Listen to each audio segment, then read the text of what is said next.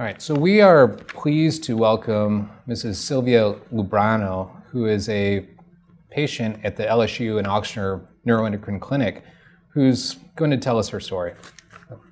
Sylvia, tell us how this all got started. It's a long journey, Dr. Ramirez. It started in 1999.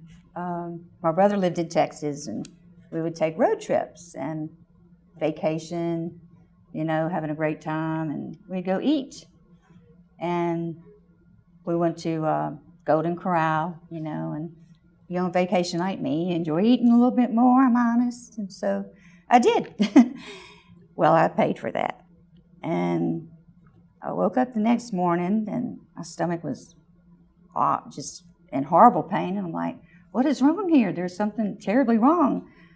And I was flushing, and there was a lot of pit stops on the way home, because diarrhea really was awful. And so I was just hoping that I would make it home to the ER, because I knew that's where I needed to go. It was that bad. So I made it there, and many other trips, just exactly like that. And 3 times I said, do I need to quit going to Texas? Do I need to quit going to Golden Corral? But each time I went, they would tell me I had gastroenteritis or, food poisoning. And I kept thinking, no, this just doesn't sound right. This is awful. These are violent episodes, and I would be fine for weeks, months in between. So finally, I ended up in the ER, and they admitted me to the hospital at that point. And I was in there. I was about to be married, and I'm like, man, I have better things to do. I need to be out of here. I'm feeling better. Y'all can let me go now. And they said, okay, follow up with the GI doc after. So I did. And I went to him, and I told him, I said, okay, I'm home from my honeymoon now. I was scared I was going to have an attack out in the middle of the ocean on the boat. And no, they said, you're fine. I'm like, no, I'm not fine. I'm not fine. And I just begged for something more, but I didn't know what. So he did a upper bowel series with a small bowel follow-through, and that's when they found it.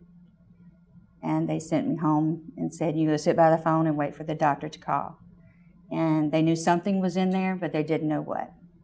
And so when they did the surgery, they went in, and that's when they found it. How long did it take from when you first started noticing symptoms until you actually had a diagnosis?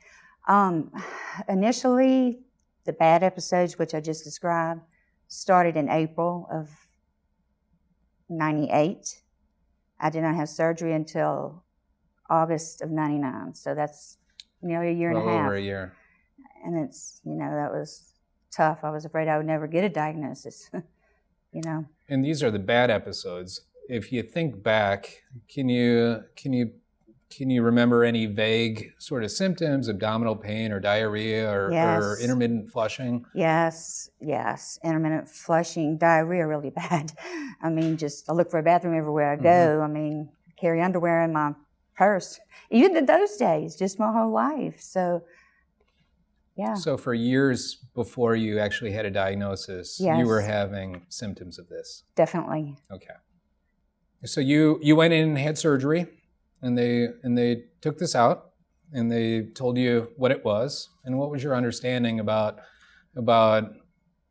what was going to happen moving forward? Well, my surgeon was a general surgeon. He was not an oncologist.